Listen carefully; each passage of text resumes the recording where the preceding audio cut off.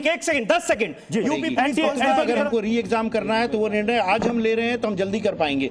तो हम जांच की इंतजार करें, वो क्या हुआ है, कितने प्रश्न हैं, कौन कौन इन्वॉल्व है, कितने राज्य इन्वॉल्व है, कौन इन्वॉल्व है, यह सब उसकी सीबीआई की रिपोर्ट में आएगा। एक बार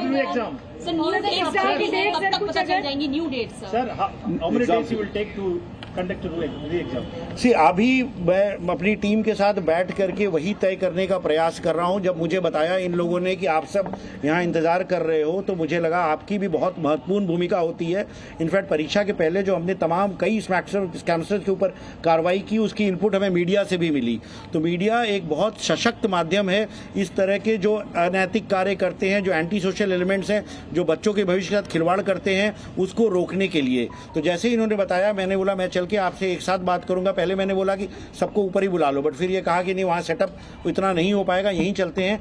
तो मैं यही आश्वस्त करना चाहूँगा आपके माध्यम से कि हम हर ऐसे व्यक्ति को जो ये बदमाशी करने की कोशिश कर रहा है, और कहीं भी रिपोर्ट आती है कि कोई प्रश्न पत्र बेच रहा है या कोई झांसा दे रहा है, बहुत सारे ऐसे केसेस।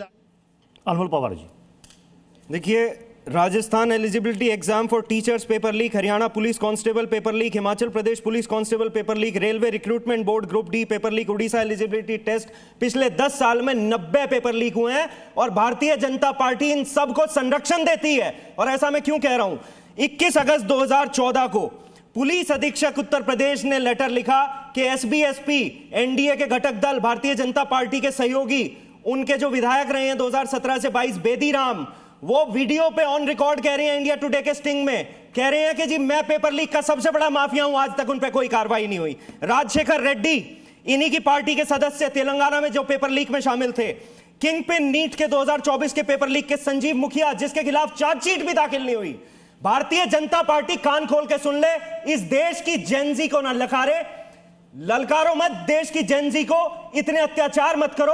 बड़ी मेहनत से, बहुत संघर्ष के साथ वो मेहनत करते हैं ताकि इस देश का भविष्य बेहतर हो सके।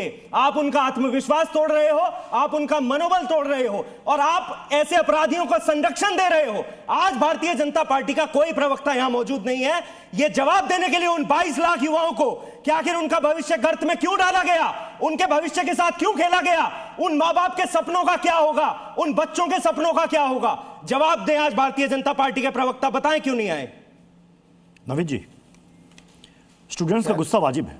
हाँ, बात सही है, लेकिन ये जवाब तो भाजपा से मांग रहे हैं, मुझसे तो नहीं मांग रहे हैं, लेकिन कोई बात नहीं, फिर भी मैं इनको बता देता हूँ कि ठेके पर पेपर लीक का ठेका दिया जाता था। और किसके शासन में दिया जाता था? जिसके शासन में, जिसके शासन काल के ये सहयोगी हैं इंडी गठबंधन के। मैं उसकी बात ही नहीं करना चाहता। बात आज के समय में ये है कि जो पेपर लीक हुआ है ये गलत हुआ, इसके अंदर इन लोगों को कैसे सजा मिले, ये कैसे इतिहास बने कि आगे से पेपर लीक ना हो, मैं इसकी बात करना चाहता हूँ। आप बात करना चाहते हो तो सबने देखा है बिहार में किस प्रकार से, या फिर अखिलेश यादव के शासनकाल के अंदर, समाजवादी पार्टी के शासनकाल के अंदर ठेके पर पेपर लीक करने का ठेका दिया जाता था। सारे चैनलों पर फोटो वीडियो दिखाई जाती थी कि बाहर से पेपर लेकर के आदमी दौड़ करके जाता था एग्जामिनेशन हॉल के अंदर, वो दिया करता था। मैं उसकी बात नहीं करना चाहता हूँ, मैं ये भी नहीं करना चाहता हूँ।